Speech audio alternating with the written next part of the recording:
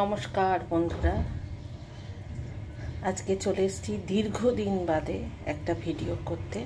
একটা রান্নার ভিডিও কেমন হবে তা বলতে পারি না, তবে করে দেখো। আমার মনে হয় শেষ অবধি দেখলে বোঝা যাবে যে কেমন হলো। তো দেখা যাক, এবার শুরু করে দিই। এখানে দিয়ে দিচ্ছি তেল। আজকে কি রান্না করছি আগে তা বলবো না, সেটা দেখলেই শেষ অবধি বোঝা যাবে। শুরু করি। আমি কেতকি এটা শুরু করলাম। কড়াটা বসিয়ে দিয়েছিলাম আগেই, এবার তেলটাও গরম করতে দিয়ে দিয়েছি।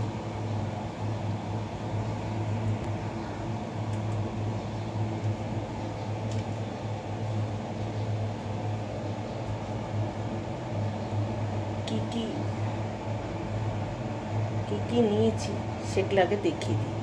এটা হচ্ছে মুগের ডাল, এটা হচ্ছে ডালিয়া। আচ্ছা, এটাই রেঁধে দেখাচ্ছি আজকে আমি আমার মতন করে। অনেকেই জানে, বহু মানুষ জানে, তো আমার মনে আমি কিভাবে রাঁধি সেটাই দেখাচ্ছি। এখানে নিয়েছি কাঁচা লঙ্কা, এখানে নিয়েছি আদা বাটা, আর এখানে নিয়েছি টমেটো। এবার নুন মিষ্টি পরপর দিতে থাকবো। এবারে কড়ার তেল গরম হয়ে গেছে। এখানে আমি কিছু আলু দেব, সেদ্ধ আলু। এগুলো জাস্ট একটু ভেজে নিচ্ছি।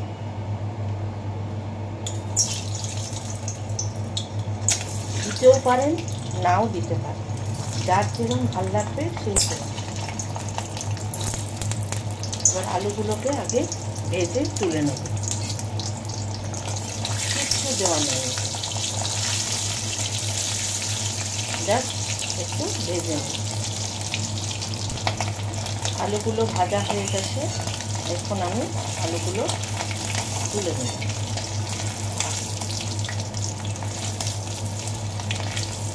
খুব বেশি লাল করে ভাজার দরকার নেই, এরকম অল্প করে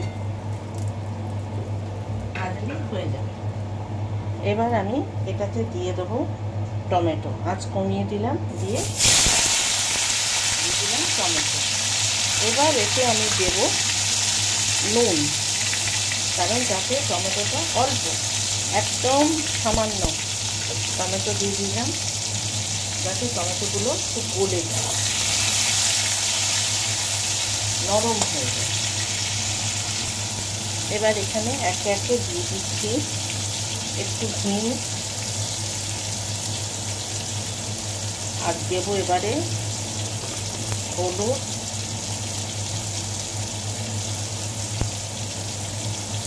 হলুদ দেওয়া হয়ে গেল। এবার এখানে দিয়ে দিচ্ছি কাশ্মীরি লঙ্কার গুঁড়ো, রং হওয়ার জন্য। আর দিয়ে দিলাম কটা কাঁচা লঙ্কা ঝালের জন্য। এবার আঁচটা একটু কমিয়ে দিয়ে নেড়ে নিচ্ছি। চিনিটা এখন আমি দেব না, এবার দিয়ে দেবো আদা বাটা। ব্যাস, একদম সিম্পলভাবে করবো।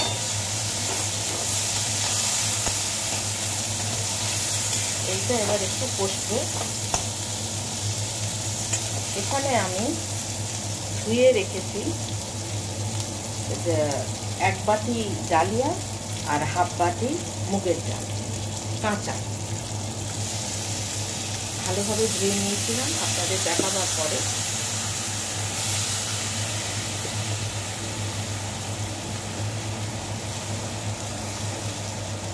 এবার বেশ করে আঁচটা বাড়িয়ে নেড়ে নেব।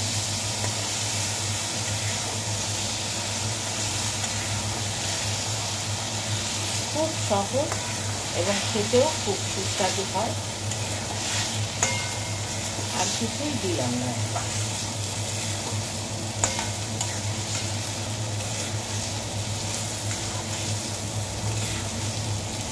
এবার ভালো করে কষে নিয়ে তারপর দেখাচ্ছি।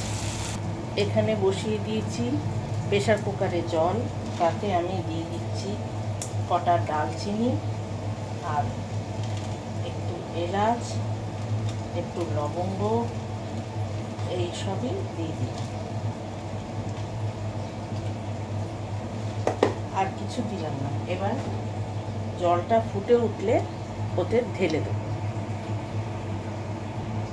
এখানে জলটা বেশ ফুটে না উঠলেও একটু গরম হয়ে গেছে, বেশ গরম হয়ে গেছে।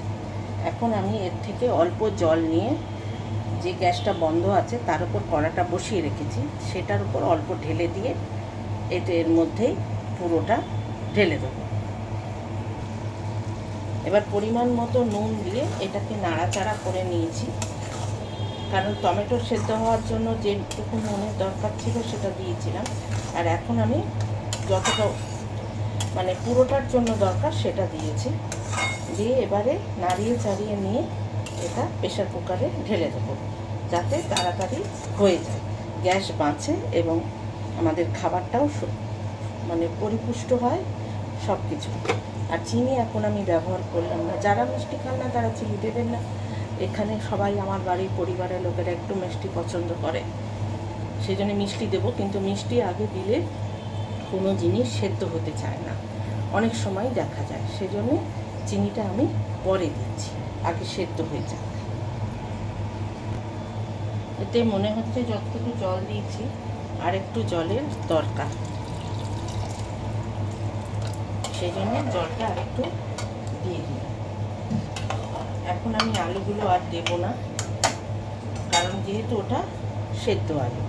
এবার এতে একটুখানি ভাজা মশলার গুঁড়ো প্রথমেই দিয়ে দিচ্ছি, যদি পরে লাগে একদম সামান্য। এতে জিরে, তেজপাতা, গরম মশলা, শুকনো লঙ্কা ভাজা গুঁড়ো করা আছে। যেহেতু আমি মশলা ওখানে অনেক কিছু দিইনি, সেই জন্য আমি এইটাই দিলাম। এবার আমি প্রেসার কুকার বন্ধ করে দিচ্ছি। একদম খুব সহজ পদ্ধতিতে আর করেছি, হয়ে গেলে দেখাচ্ছি। প্রেসার কুকারে ডালিয়া সেদ্ধ হয়ে গেছে সুন্দর করে। এখানে আমি আলুগুলোকে, ভাজা আলুগুলোকে দিয়ে, আর এখানে একটুখানি চিনি আর জিরে গুঁড়োটা তখন আমি দিতে একদম ভুলে গেছি, আমার মনে ছিল না। সেই জন্য সামান্য হাফ চামচের মতন জিরে গুঁড়ো দিয়ে আমি এটাকে ফুটিয়ে নিয়েছি, একটু গরম করে নিয়েছিলাম। এখন আমি এটাকে আবার বসিয়ে দিয়েছি। আর চিনিটা তো আমি আগেই বলেছি যে পরে দেব। এবারে এটা গরম হয়ে গেছে, ফুটতেও শুরু করে দিয়েছে। এবার আমি একে একে এটার মধ্যে দিয়ে দিচ্ছি, প্রেসার কুকার থেকে নামিয়ে দিচ্ছি।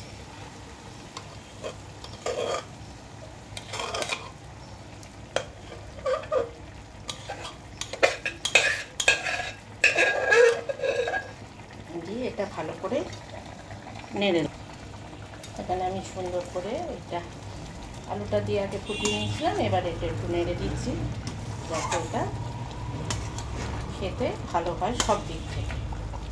কেমন লাগলো বলবেন, কারণ আমার ক্যামেরাম্যান কেউ নেই, আমি নিজে নিজেই সবটা করি। হয়তো ভুল ত্রুটি হতেই পারে, তা নিজে মনে ক্ষমা করে দেবেন। আর মাসিমা, আমার চ্যানেলটার নাম মাসিমার ঘরের টুকিটাকি। যদি মনে হয় যে ভালো লাগলো তাহলে পাশে থাকার অনুরোধ রইল। এই আর কি, নমস্কার। আজকের মতন এইখানেই শেষ করলাম। এবার এটা গ্যাস বন্ধ করে দিলাম, দিয়ে নামিয়ে নেব এবার।